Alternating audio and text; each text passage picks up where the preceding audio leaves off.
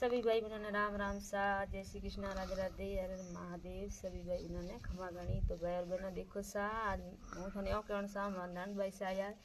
तो नंद भाई सा थी कोकर हो रहा पुगा के दोरा पुगा हो रहा या बस में आया का ठेठ पाड़ा आया फोटे बस में या। तो भाई तो घरे ता कोन तन वल लेण आऊं थन मोटरसाइकिल ले गिवड़ा ता जसूर बस में या।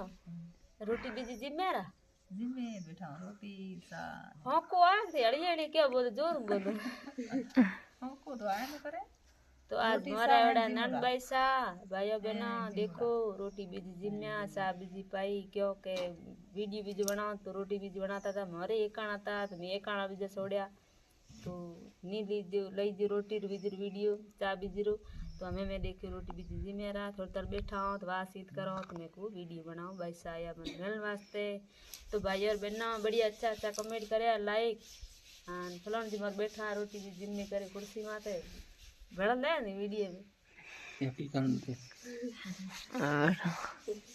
तो सर केड़ा जमाना बीजा भाई जमाना घणा है जोर है या घणो बीजो घणो का हवार की है या हाँ बीजा हैंग टावर बीजा हैंग बैठा रड़ी रे खाजा होरा दो करे या। तो कोकर बढ़िया ठीक लागे अपनो मुल्क का बढ़िया बढ़िया बढ़िया। तो भाई बहना धन्यवाद घणी खम्मा फिर मिलो अगले वीडियो में। धन्यवाद सभी भाई और बहनों ने राम राम सा।